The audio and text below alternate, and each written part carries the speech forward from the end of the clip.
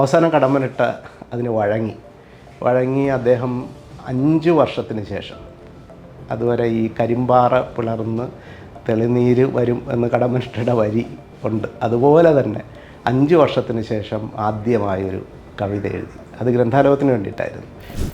അയ്യപ്പൻ പുറത്തേക്ക് ഇറങ്ങി, എന്നെ കണ്ടു, അടുത്തേക്ക് വിളിച്ചിട്ട് പറഞ്ഞു, ഞാനും കടമ്മനും കൂടി തോളിൽ കൈയിട്ട് പോകാത്ത കള്ള് ഷാപ്പോ ചാരായ ഷാപ്പോ ഇല്ല.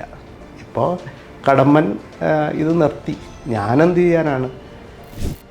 ഇന്ത്യയിൽ വിവിധ സംസ്ഥാനങ്ങളുണ്ട്, കേരളത്തേക്കാൾ വലിപ്പമുള്ള സംസ്ഥാനങ്ങൾ.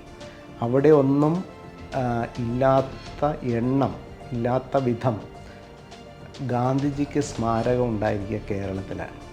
അപ്പോഴവിടെ കൂടിയ മനുഷ്യരിൽ വളരെ സമ്പന്നരായ മനുഷ്യരും ഭൂമിയുള്ളവരും ഒക്കെ ഉണ്ടായിരുന്നു.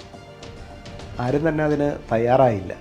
അപ്പോഴേക്കും വയലിൽ നിന്ന് പണി കഴിഞ്ഞ് വന്ന ഒരു മനുഷ്യൻ, അയാളുടെ കയ്യിലൊരു മൺവട്ടിയും തോളിലൊരു തോർത്തും ഒക്കെ ഉണ്ട്, കാലിൽ ചേറും ഒക്കെ ഉള്ളൊരു മനുഷ്യനാണ്.